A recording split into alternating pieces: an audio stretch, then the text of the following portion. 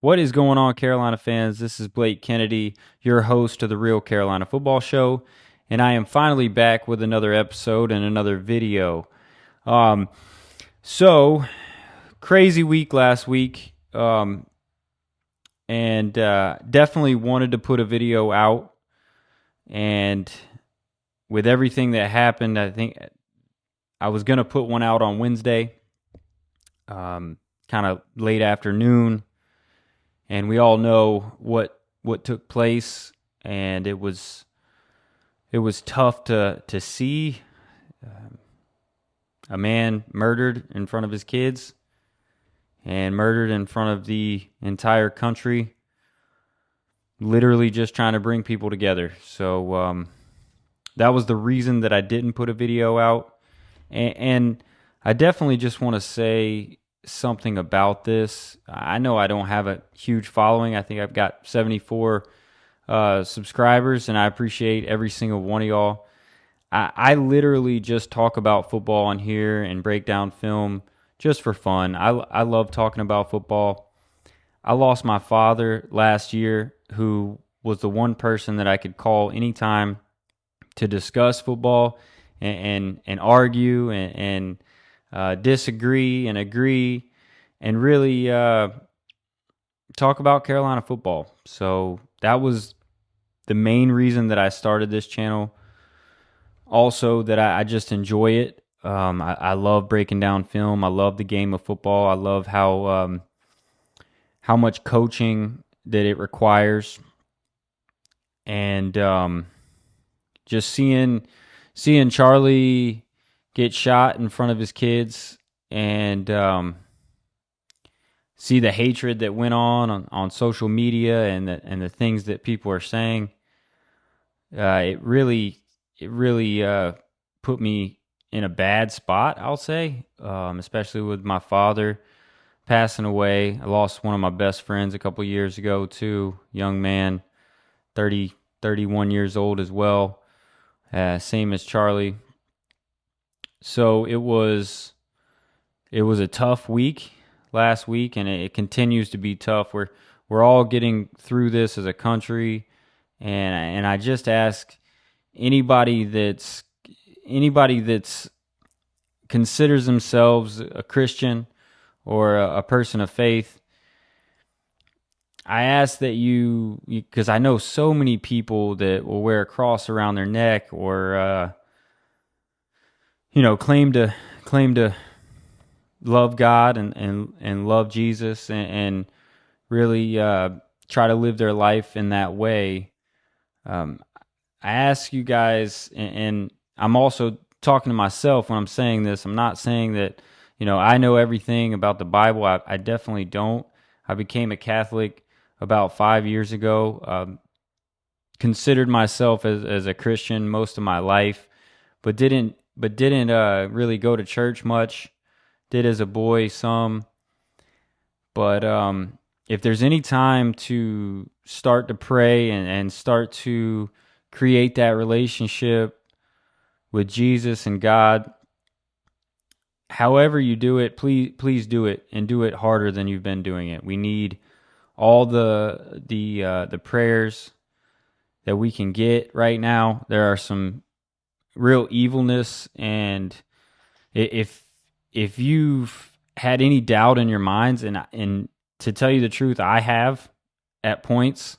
In the Catholic faith, we call it the mystery of faith. There is a mystery there, and if you have doubts, trust me, most people, majority of humans, we are humans, so we do have doubts, and that's one of the things that I struggle with the most. If you had doubts before last week, I think we all can agree that something is happening. And I ask you to go to your local church, wherever that is, and confess to Jesus, confess to a priest. I need to go to confession. I haven't been in months now, and so I'm hopefully going to go this week.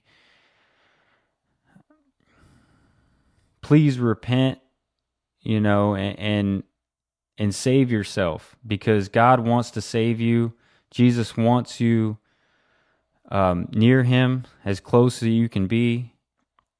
I think this hurt me really bad because I'm 34 years old. I've got 3 kids. I've got another one on the way. So we'll have 4 kids. And I'm just I'm a man that tries to put his faith first. Maybe I don't do it as hard as I should. And that's probably why it really ate me up last week, because I feel, with all the hatred and everything that goes on, if you celebrated that death, then I ask you not to watch any of my videos. I don't really want that support. And like I said, I'm not doing this for other people really. I do it for me, just to talk about football. I love it. Like I said, I'm not trying to get rich talking about football. I enjoy watching it, and I enjoy rewatching games, but it's just, I don't want anyone's support that, and I don't want any of that energy on my channel, any of that hatred. I denounce, and I ask all the people, if you do, if you are a Christian, or if you're thinking about becoming a Christian, read scripture and discuss it with an expert. I'm no expert on theology and the Christian faith. Like I said, I became a Catholic, and God saved my life. He put a beautiful woman into my life, and as far as faith goes, I follow her, and I don't look back. I don't ask questions, because she was raised in that faith, and so far it has provided me with exactly what I could have ever dreamed of when I was a boy. I mean, like I said, I'm not trying to get rich doing this, but God has provided me with everything that I have, and I appreciate his love. And ever since I turned my life and fully turned it over to the Lord and to my wife and her faith, my life has been incredible. Hasn't been perfect, but I can feel Jesus' love every day. And I ask everybody to just try to do a little bit more. Put that positive energy and positive faith foot forward. And like I said, I'm not a preacher. I'm not a public speaker. So I just ask that we really emphasize our intention to be closer to God, be closer to Jesus now more than ever. And if you have friends that are on the fence, try to pull them into church, do whatever you can.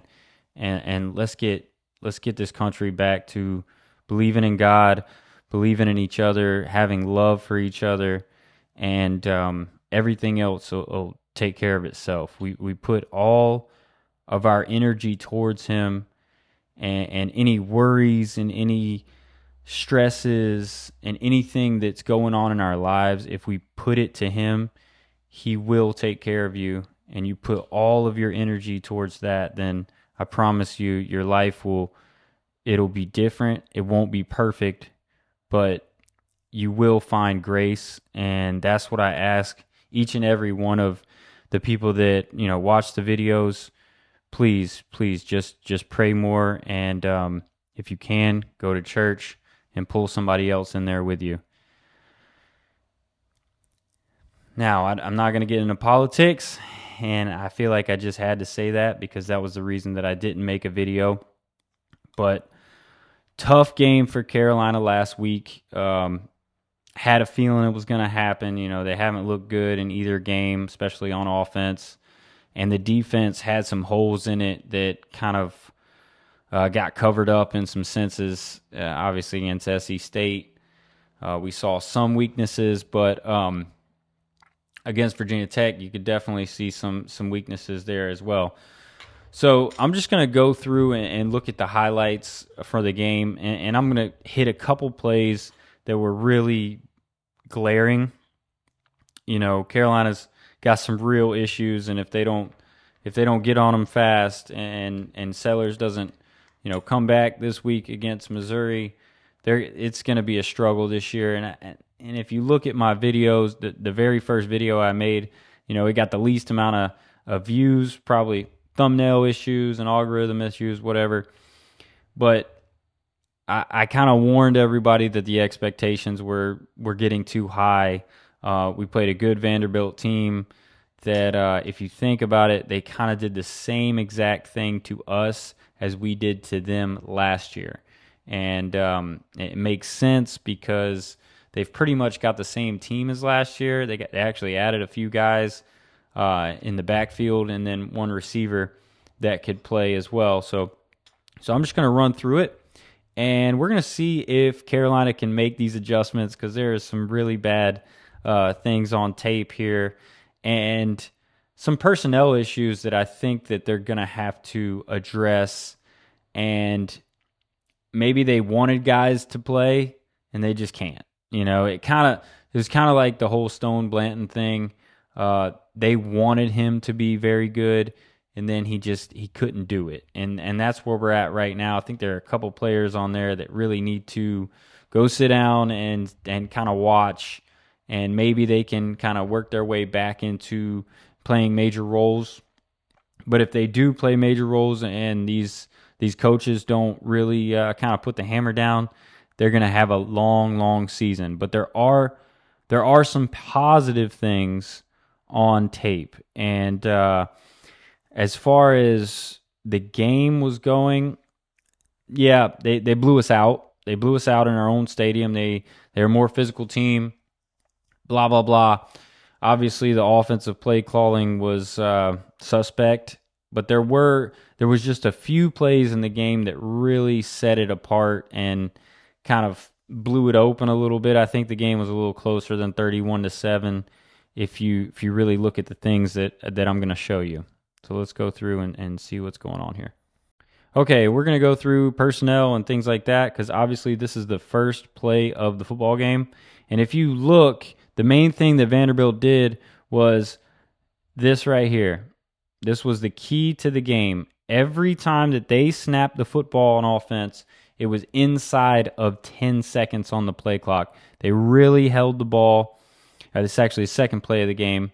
I think we had a negative play on first down, which Brian Thomas made. But second play of the game here, every single play, they ran as much time as they could off the clock. This was their plan from the beginning. But you have doubles over here. They're going to bring this receiver in motion, and they do a really good job of formationally putting us in positions that we didn't want to be in, and also using motions to identify what our defense was in. So this guy comes in motion here.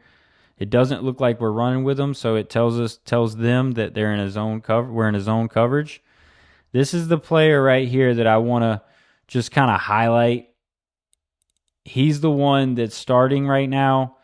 And I said this against Virginia Tech a lot, and it didn't show up as much. It didn't hurt us as much, but in this game it really did. Jair had his worst game as well, and the secondary didn't play very well either. Partially, I think, because Vakari Swain is not playing on defense. I don't know what he did.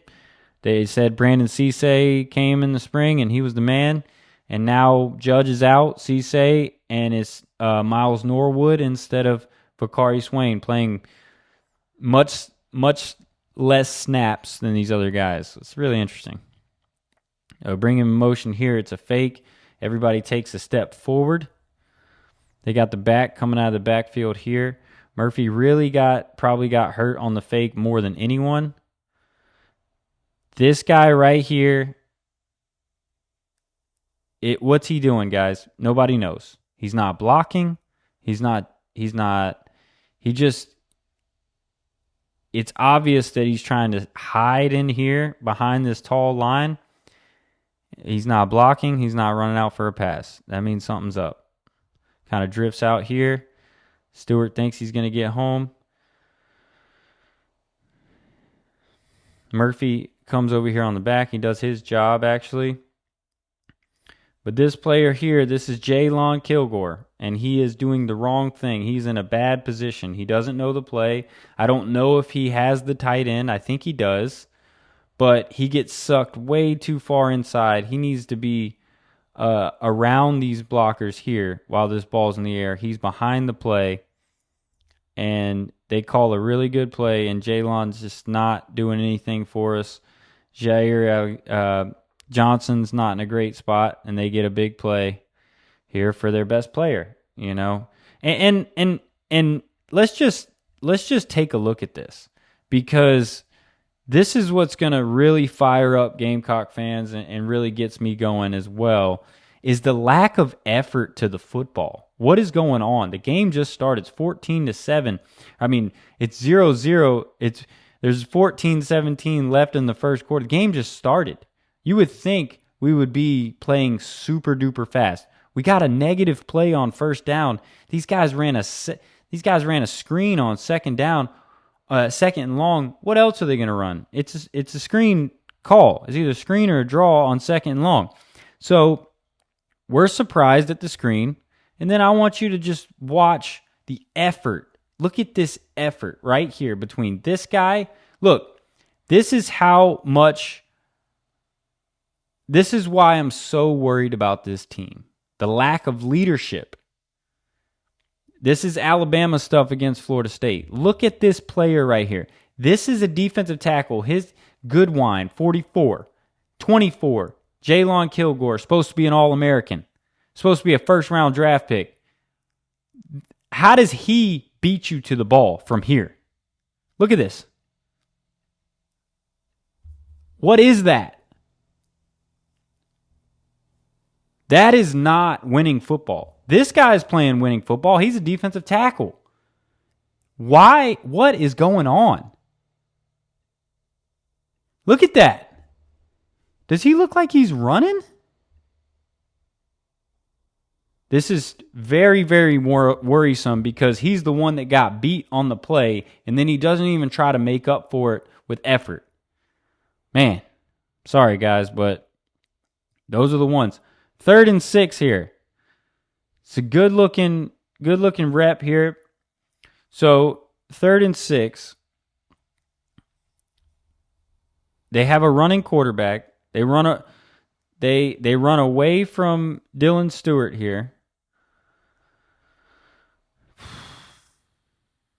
I mean, I can already tell.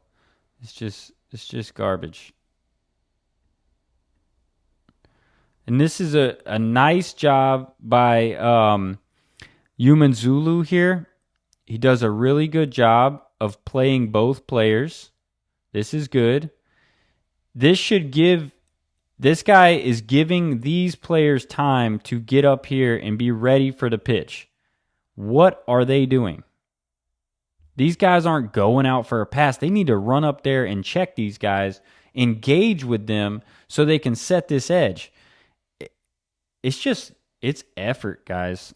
This is the 3rd and 6. And we look soft. That's the only way I can put it. This guy's doing his job. He's doing the best he can. He makes him cut it up, or it's Brian Thomas Jr. Sorry, Brian Thomas Jr.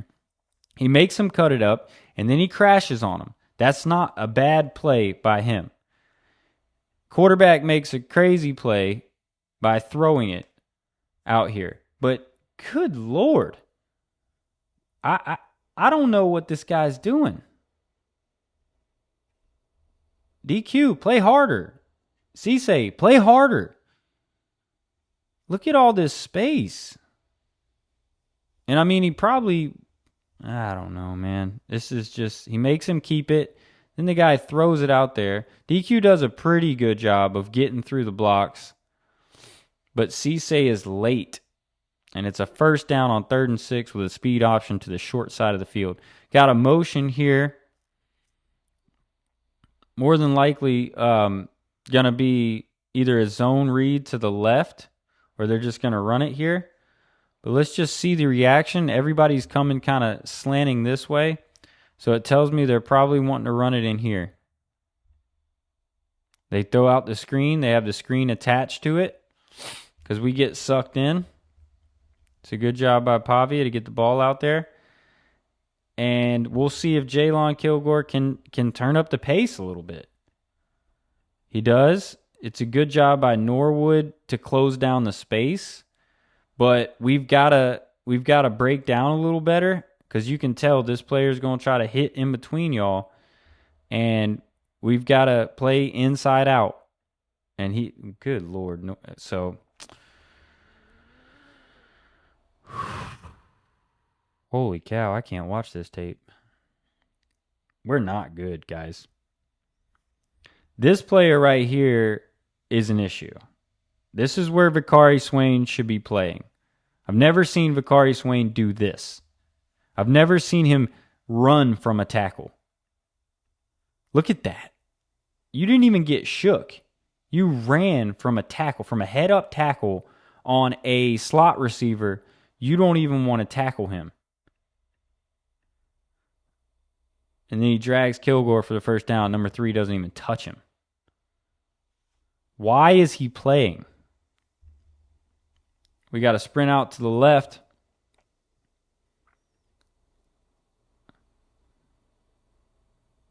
And look who's covering. So number 3 is getting cooked all night. It looks like they're going to a play action pass here. Pavia does a pretty good job of moving up. And it's another little delay. We got our eyes in the wrong place. Let's just see who. Okay. So they bring this guy in motion. They fake it here. And it's the same kind of play as they hit Stowers on. Instead, they're using the running back. The running back, look at his, is the same kind of look as Stowers. He's not really doing anything, getting through the traffic. One of these guys is supposed to be guarding this player, or at least have. You got a free player here, but I feel like he's going to help. He triggers. This is Murphy again. So he triggers because he sees a hole to go get him. Forgets about the running back. And it's just a nice job by Pavia buying a little time and hitting the check down. And we miss a tackle. DQ missed a tackle. Whew. Tough first try for the defense. That dude should be dancing because they can't. I mean, that was totally embarrassing. Okay, so as bad as the defense started the game, the offense started just as good as Vanderbilt did. And I really thought, the offensive line's getting a lot of hate, and they played good in this game. It was not their fault we lost this game. The reason we lost this game was the defense couldn't get off the field. Sellers got hurt. And we don't have a backup quarterback, and Mike Shula really lacks creativity other than the first drive. So the first drive was really nice, getting into this tight split. Love Harbor in here, kind of this bunch formation. If you count the tight end, you got a tight end on the left, single back formation. Hard play action. Really nice job by the offensive line here. You can see they did a good job of helping the left side a little bit more right away. Boaz Stanley helps Shed Surratt get a pancake block on the defensive tackle, which is much better than we've seen. Kind of sprints him out here. Jordan Dingle comes across the formation from here, and they run a little levels bootleg here, which is a good way to start the game. I mean, it gets Sellers out on the edge. They run Harbor on this kind of corner route to hold the safety, and it puts this player in a bind. They got the flat player here, and Sellers does a good job of getting the ball out right away so that number 3 can't stay with Dingle. And I'm going to tell you, Dingle looks good in the open field. I didn't know he could run like that. So good to see there. And this is the kind of stuff that you really saw in the first drive that looked really good. They did a good job of using Mo Brown here, who's a good player, and starting him in motion, get him a little running start, and clear out this end here, and let Faison get some work. This really nice job by the offensive line. Really good job by Trovon Ball and Case and Henry working on the right side. Big hole. And Faison, that was a good sign to see right there, to see him actually get in the open field and run. 3rd and 1 here, kind of that heavy formation. I believe this is Mo Brown here to the right of Sellers.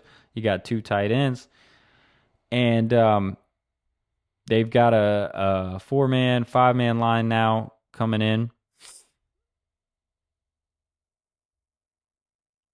And they actually, so if you look at this line, there's not really a bubble, but there is a soft edge. If you look right here, this player shaded inside this tight end, which if you get good work by the tight end and then more good work from Mo Brown, you also have a puller here coming in, Shed Surratt. So if you hold up the backside, you really have a good play here. They just don't have the numbers. And we miss everybody. Good Lord. Maybe we didn't play as good on the offensive line. So, we've got this all walled off. We've got to hit these 2 players with these 2 guys, and we're really working. What happens here? So, good job by Mo Brown. It looks like he's got him squared up, but I think he misses.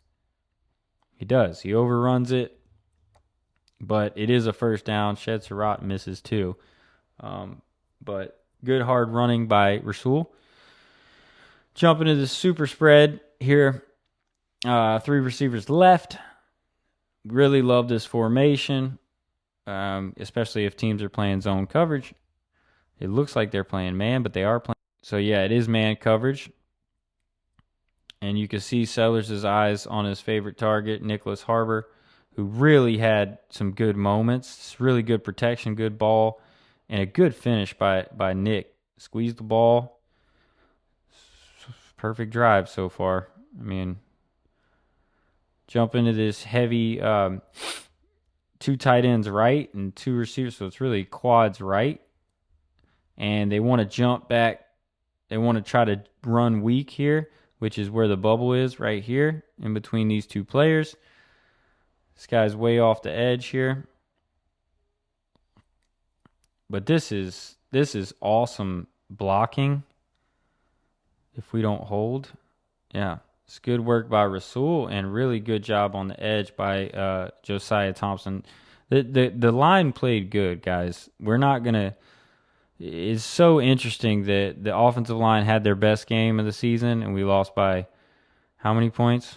A bunch.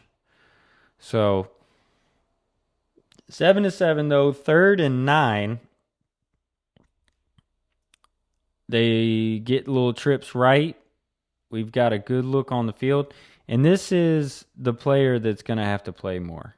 It's going to be Justin O, who starts at linebacker. I'm making that prediction against Missouri. Justin O will start. Sean Murphy will not play as much. And then, what do you know? It's 3rd and 9. And so we got Cisse over here. And we put one of the best players on our team in the game, Vakari Swain, in at the corner position. And what do you know? We get a stop. You go back to pass. It looks like Dylan Stewart got landed on, which doesn't feel good. Looks like Brian Thomas is getting held right there around the neck. They keep him in the pocket well. And it's good coverage in the back end. Get a stop. 1st and 10 here. We're really rolling at this point. Good protection. Lots of time. Good ball. Nick finishes well. Good hustle by Michael Smith to get involved there. One of our best plays is this play right here. It's kind of like a sweep left We get Josiah out here. We get these two players crashing on the end. Really love this play. And Rasul really reads it well.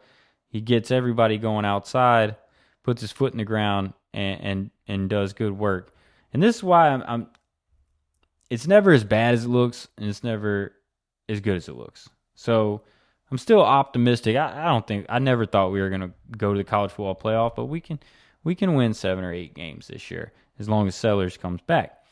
And they switch Sean Murphy. If they put Justin O in and they put Vakari Swain in the game on defense, we will win at least 7 games. So I know that's not what everybody wants to hear, but I'm just being honest.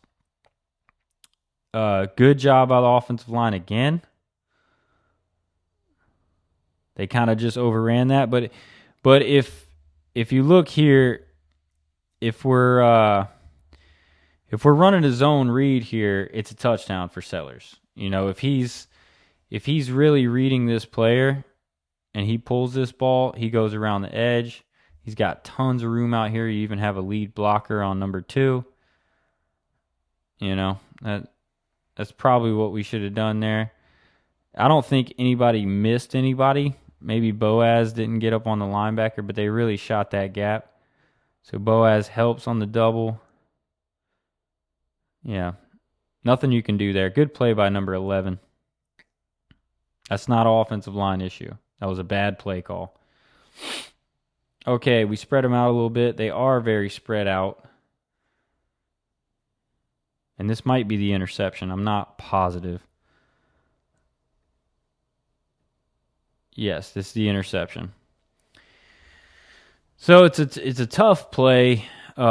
Really good play by the defensive coordinator to run this, because it's crazy because we have not run this play this year.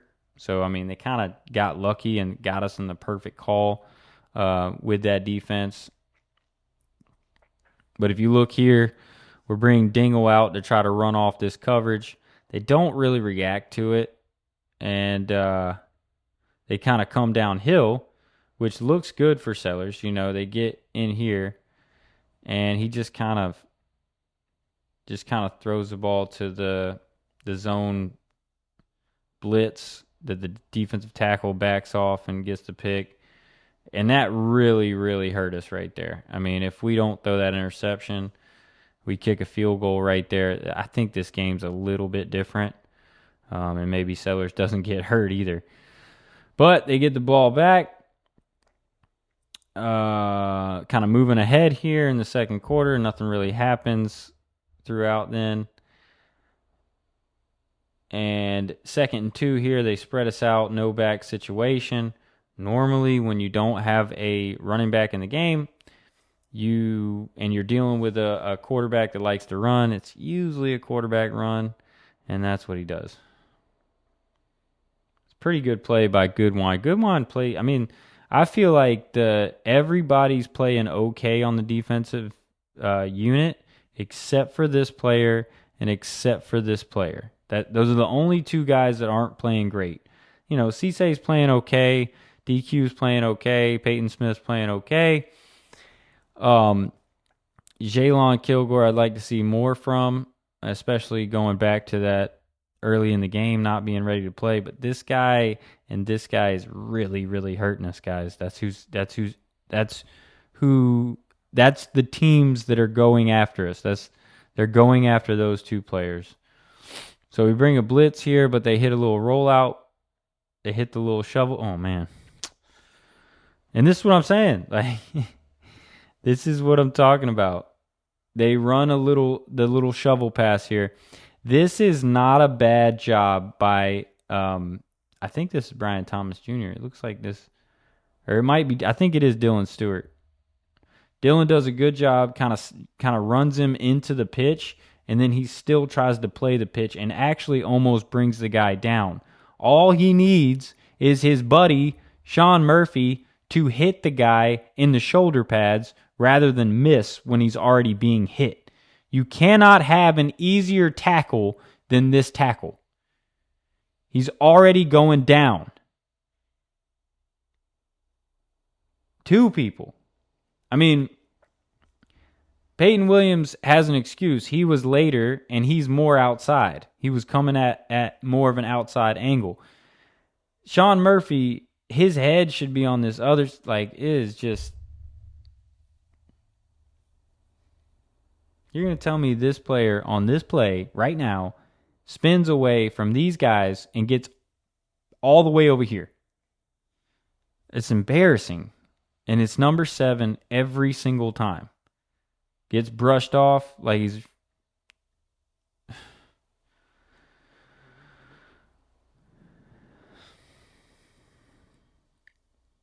Those are the things that killed us. I mean, that was 3rd down. 3rd and 10 again. Let's see what happens. It's a good rush here. We get him to get out of the pocket. Stewart's running him down. Looks backside. Miss a tackle. Who's that missing a tackle? Who is that? Who is that? Oh, number 3. I haven't seen Bakari Swain get shook like that, guys. I'm sorry. I just have never seen it before. I don't know why that he is in the doghouse so far this year. I don't understand why he can't play. We probably get a flag for that. It's a frustrating tape, guys. Looks like we're bringing pretty much an all-out blitz. They are... It seems to me that they had a run play called, but he might throw a screen here. It's just going to be... Oh, they run the reverse, and they get our whole team going this way, and Pavia gets to do what he wants to do.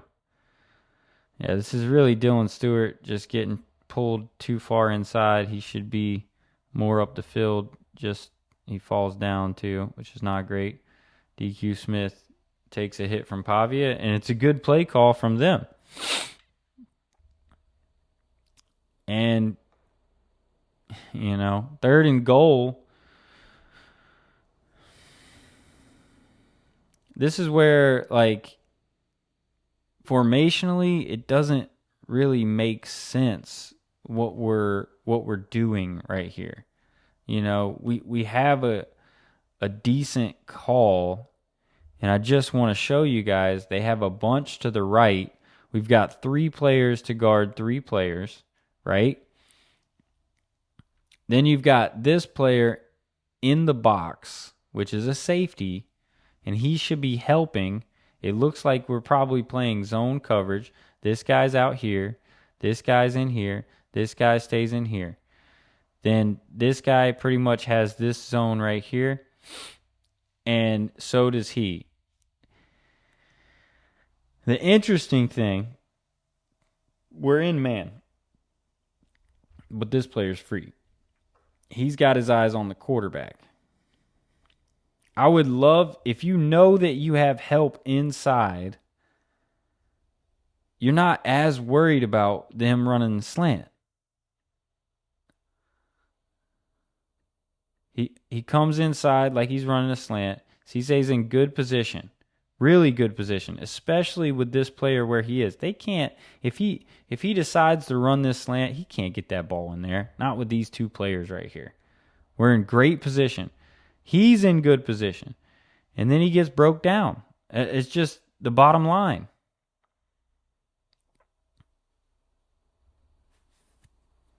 It's a good route by Sherrill, but that's not defensive coaching. That is just you getting just outplayed. Not using your leverage, not thinking. And here we go. 1st and 10 here. I can already see we're going to try to throw the ball in the flat. We forget about this player. Let's see what happened here, because I think this is where Seller gets hurt. So they do bring a blitz. Boaz has got his eyes to the left, which, we've had trouble on the left side, so I know why he's kind of shaded that way, but it really puts Trovon in a tough spot because he needs to be sliding here so he can pick this up. But Trovon's got to pick up the guy in front of him. He kind of chases him inside when really he needs to get his eyes back here, let Boaz pick this up, and he's got to pick up this blitz. We have enough guys for it. We just don't see. You never should chase when you're trying to create a pocket. You need to just stay in your spot and build that wall. Sellers gets the ball off, but he takes a shot, and that was game over right there. That was the end of the game. And they even kind of screw us because this is all going on, and now they finally want to blow the whistle and check for targeting. And really, they were ready, and we had a good look here, had a wide open player. This guy's got his eyes on the tight end. Nick's running kind of a deeper slant, and we hit it, and it's probably going to be a touchdown. I mean, do you think anybody's catching him right there? I don't think so. I don't think anybody's catching him right there. And, that's why Beamer goes crazy. They give us the penalty just because they had to after that. But that hurt us. Sellers went out and the game was over. So I'm not going to harp too much. I'm going to kind of, obviously the Vandy players, the 3rd and 6 here.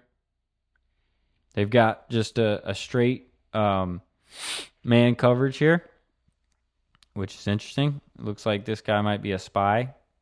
He's either spying or he's got the running back. So they're challenging us. They kind of back out of it, and Luke makes a nice little run. But you can tell he's just falling down. He's expecting to get tackled. And that's kind of how he's always ran. Throw this ball to Harbor here on the curl. And he's really getting better at running that curl. He's a good curl player, similar to Alshon with the big body. This was not a good throw in a triple coverage. Try to kick the 53-yard field goal. We obviously miss. So that's kind of how we ended the half. Okay, straight out the halftime here.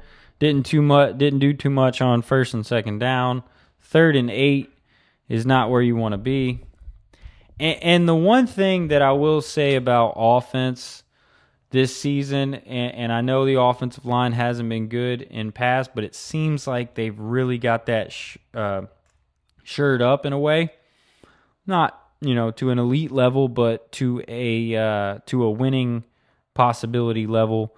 You can see here that Tree Babalade actually started the right tackle position, so they're still battling in the offensive line.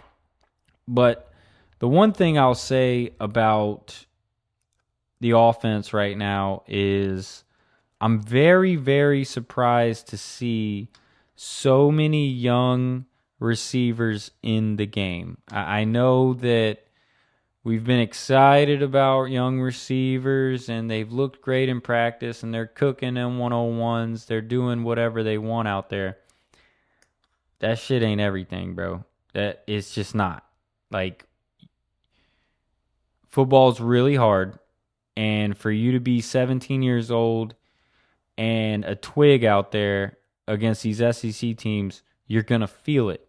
And you're not going to be able to do some of the things that the players that have played a lot can do.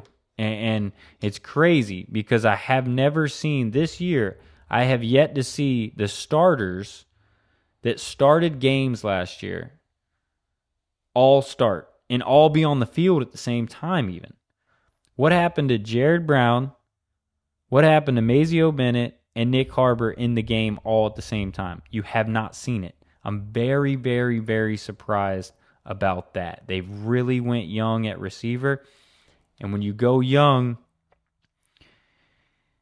I understand they're talented, but this shit is rugged, bro. These games are rugged. And if you're not ready to play, and if you just, getting your feet wet's one thing. Throw them out there for a play, see if they make a catch, blah, blah, blah. But having them every down and consistently on the field, you're gonna see a eyes wide open type of thing. It doesn't matter how good you think they are. Everybody's looking for the next Ryan Williams, and that's kind of what they've thought about these guys.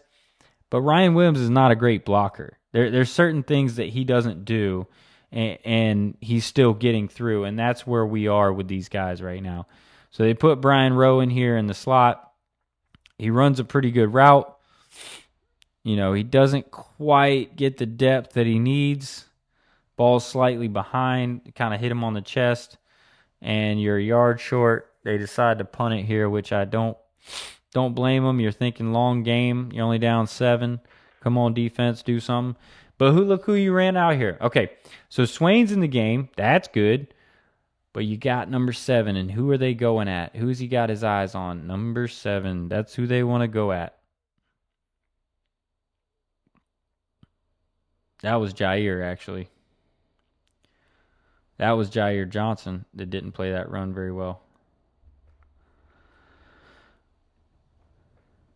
So Jair's here. Whenever he sees this guard and these this tight end or H-back here kind of pulling into this area, he's really got to take these steps into the area to beat those blockers into the gaps. He's a little bit slow and behind right there. And we're just not, this player's doing a pretty good job, honestly, of keeping his head up and being able to see the running back. But Jair gets a little sucked inside. He doesn't meet this block fast enough. And he kind of catches it a little bit. Kilgore's getting whipped out here. Dylan Stewart's kind of taking himself out of the play. And I like to see Vakari Swain play harder on that play. Maybe that's why he's not playing. I don't know. Can anybody be a physical corner out there? Okay. Next play here. It looks like they're running that little triple option here. We kind of crashed down right here with Brian Thomas. Cissay's in really good position. DQ needs to kind of close this space down. And he sort of does, but he gets sucked down too much. Somebody's got to have the pitch, and somebody's got to have the quarterback. You can't play everything. You can't be that good of an athlete. So Cissay probably should be staying out on the pitch, making the quarterback keep the ball, and DQ should be coming in to clean up Pavia. They don't do that, and it's a first down on a triple option. Put us in the spread a little bit. A lot of times when they do that, when we're running the ball, or they're going to throw a screen, they decide to run it here on this. It is a kind of an RPO screen. They read Brian Thomas. He starts and he goes for the quarterback. He gives the ball. Everybody's locked up. I'd like to see Jair in a better, or is that? Yeah, Jair Johnson really gets shook. I don't know. See, this is assignment football. Assignment football, guys. So when you're playing an option team, you have responsibilities, and right now on this responsibility, it seems like we want Brian Thomas to make him give this football. So he's going quarterback, so that makes him give the football. But this player in here is also a free player. So if he knows that his responsibility is quarterback, he has to stay running back. What does he do? He goes, even after he gives it, look at this player. He runs with the quarterback. Nobody's got the running back. The most simple thing, and it's a touchdown. Cissay doesn't play it very well, and, the route is on. They're dancing on our field. So it looks like we're going to try to check these players and then let them go and try to get Faison out here on the edge, which I don't hate the play. It doesn't even look that bad where we are now. Luke throws kind of a bad ball, but it's also not a great job by Faison. He needs to get down here a little farther. That way he has a better throwing lane because it makes him kind of throw it behind him.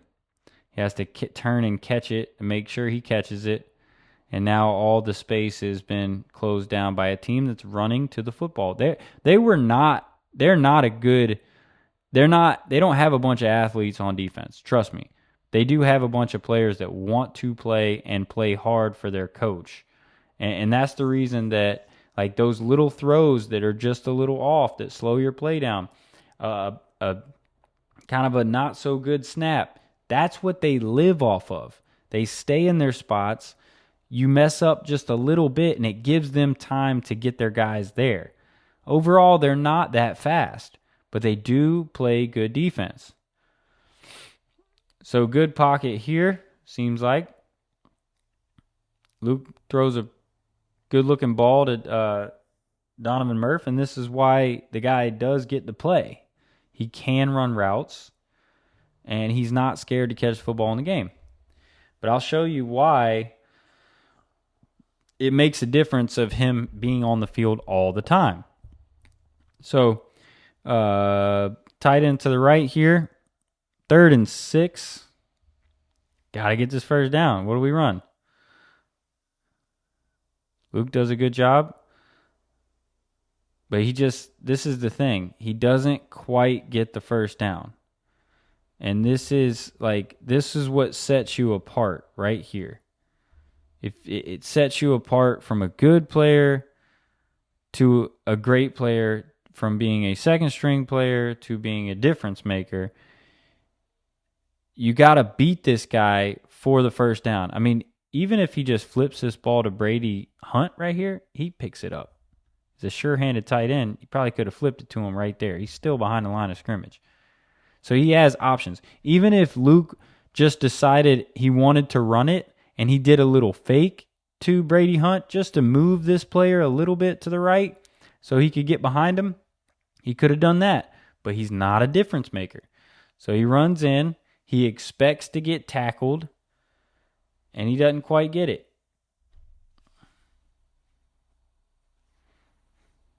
And what do we run? What do we call on 4th and 1? So right away, super tight formation. So the point is to not let anybody get through the middle.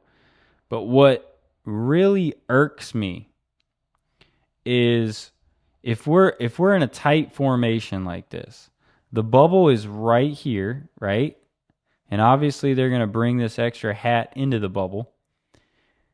But if you look at this design for the run, when you're running a short yardage run, I really hate when you run a slow developing run. If you're going to run a run on 4th and 1, let it be a quick hitter.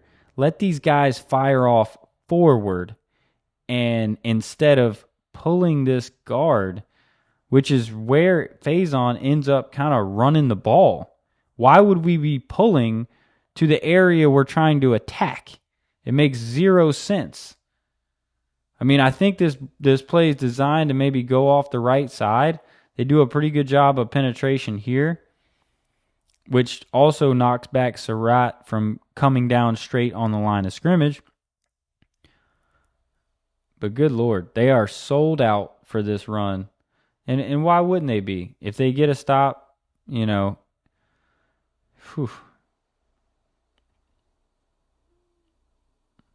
But it just shows you, like, you see Beamer after the game saying they blitzed in the A-gap and we didn't pick it up. How can you pick it up if you have a freaking guard pulling? He's running into his spot. How's this guy going to make that block? There's no possible way. It's a dead play. That's why if you just have these guys come off, fire off, push forward, kind of tush-push like scheme, he stays in here and he picks him up and you might get it. But it's kind of a slow developing run. You pull the guard and they blitz into the pulling gap.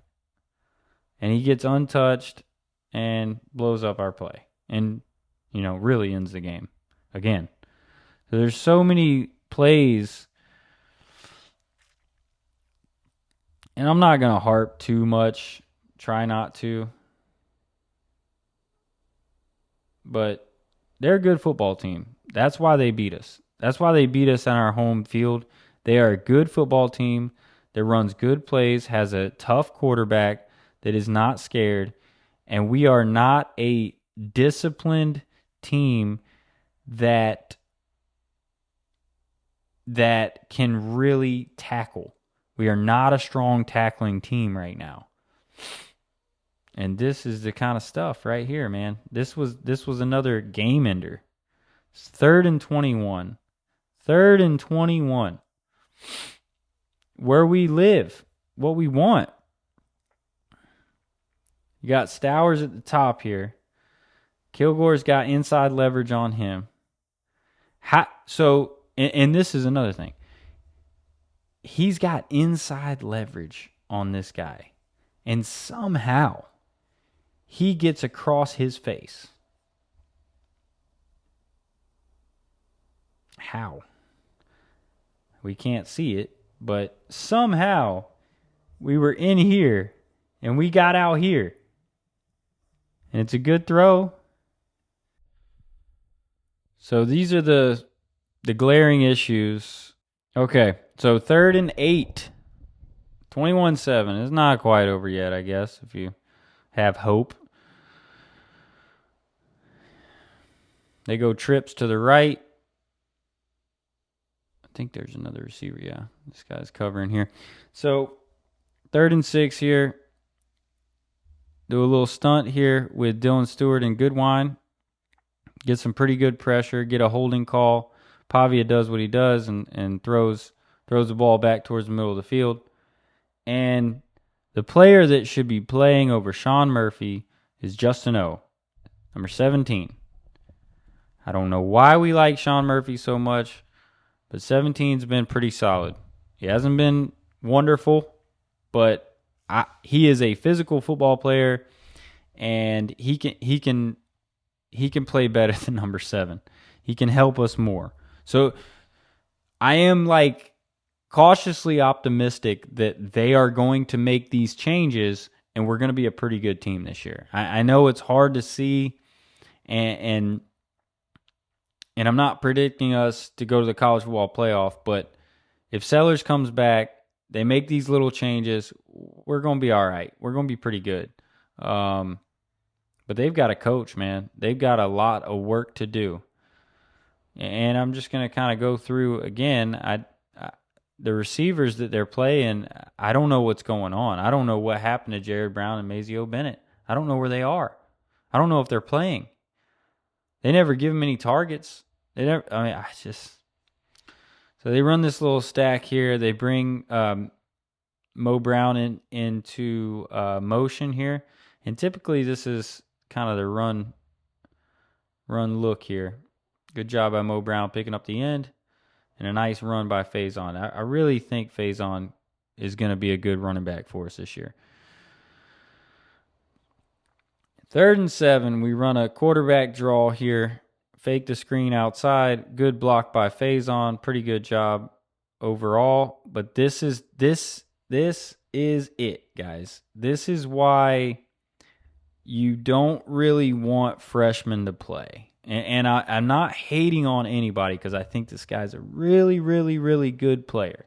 But this is the reason that you need to pick your spots when you play freshmen.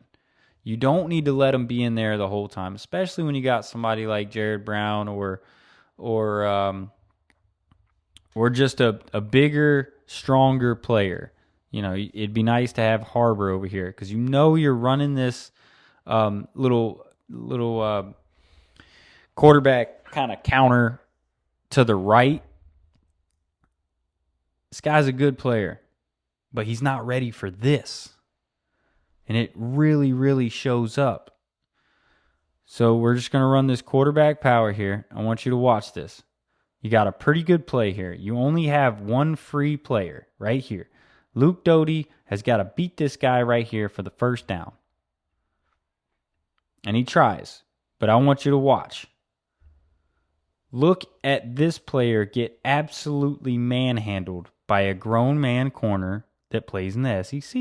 He is not ready for this position. He goes up to him. He's in great position. Great position here. Bang. One hand puts you back to the quarterback like you're my little brother. That's the reason that he cannot play right there. It's inexcusable to have a freshman on the play side of a running play. Luke does kind of all he can, but Donovan Murph, you're going to be a good player, but you got body bagged by the corner, and that's the reason that we didn't pick up this first down. So they ran it up the middle on the first 4th and 1. This is 4th and 2. And we try to run this little RPO here. And Luke is just not a difference maker. That's all it tells me. Kind of throws it like he's scared right there instead of really just putting it on the chest of the receiver. I know he got hit, but it's a 3-yard pass. And game's over again. So all in all, awful game for Carolina. Really think they've got a lot of work to do going into Missouri. I pray that that Lenore Sellers can come back. I don't know if he's in concussion protocol. They don't tell us anything these days, and that's why it's kind of hard to understand what's going to happen. The line was 13.5 today against Missouri, and that's kind of seems like it's assuming that Sellers won't play. But I will say that.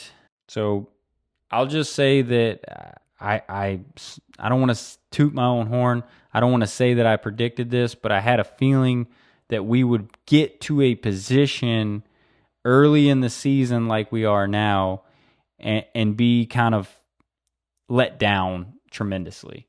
I said that in the first video I ever made. I think it only got like 47 views. So we're at a point now where we realize that we're not very good, but we're not as bad as the score of 31-7 at home to Vanderbilt. We're really not. I think that the coaching staff will make these adjustments, and you will see Vakari Swain, and you will see Justin O starting on defense. Those are the two changes that I think they'll make, and I think that they need to make. Offensive line, I thought played pretty good in the game. Faison looked good. The running backs looked good. The receivers looked okay. But I would like to see Jared Brown and Mazeo Bennett be targeted more in the game. I would like to see more motion and more creativity on short yardage situations. We've never been a team that can just line up and blow somebody off the ball. We'll never be that. Now, there might be games where we get something going, we find some runs that work well, but we have got to get these players that have played before in the game early. Start Mazeo Bennett, start Jared Brown, and let Murph play. Let him play in spots.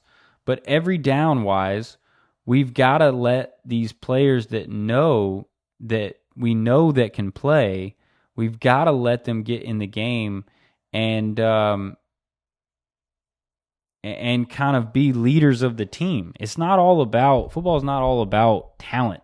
It's about willing to go that extra mile for the team. And when you don't start Vakari Swain, and you don't start Jared Brown, and you don't start Mazeo Bennett, who are going to be your leaders to the team? Dylan Stewart, I love him, but he's not a leader. Jair Johnson's has leadership qualities, but he's still very young. We need guys that have made plays and made mistakes in the past to understand how to overcome and pull your teammates with you whenever a team's kind of got you on the ropes. And we have to have the trust in them from the coaching staff so they have the confidence to be leaders. We have no leaders. This is what happened in 2023. Our leadership on that team was garbage. Spencer Rattler is not a leader. We figured that out. Stone Blanton was not good enough player to be a leader. And those are the players that they wanted to be leaders. Last year we had Demetrius Knight and Debo Williams. Those were leaders. Rocket Sanders, leader. Rashawn Lee, leader. Maybe not the best center in the world, but he really brought guys along and had kind of that never give up attitude. You just lost 31-7 at home to Vandy. If anything can fire you up, and I look to a few players. Obviously, I looked at Lenora Sellers. We need him to be a leader. We need him to take control of the team. I know he got hurt. I don't know what happened. It didn't look as bad as maybe it was. Maybe he got dinged. Maybe he got dizzy. I'm not going to give him a hard time about that. But we obviously needed him. And we need leaders. And I really look to Jelon Kilgore. This guy is supposed to be a leader of our team. It's junior, I think. And considered an All-American candidate. We need him to play at that level. We are not seeing leaders rise to the top. We are leaderless. And until we find leaders, we will keep getting our ass whipped by good teams. I'm not even going to say great teams because I think Vanderbilt's a good team. I think they're an 8-4 team. I got to look at their schedule exactly, but they beat us. So I would consider them an 8-4 team, a good team in the SEC. And the road only gets harder. Next week, we play Missouri on the road. We need some leaders. And if we don't have them, we're going to get beat again. So I hope to make another video later on in the week, kind of breaking down what we need to do against Missouri. And really, really disappointed with the team, obviously, and most people probably are. But it's a long season, and overall, the coaches have been good down the road of the season. Hopefully, we can win a couple games in a row, maybe get to 4-1 into that tough stretch. But we've really, really got to make some changes, and I think we need to put some more experienced players on the field in order to have confidence in these bigger games. Really appreciate you guys watching the videos. Stay safe out there, everyone. And if you like this, if you learned anything, if you like this channel, please subscribe to the channel, like, send me a comment, whatever feedback I can get, I appreciate. And until next time,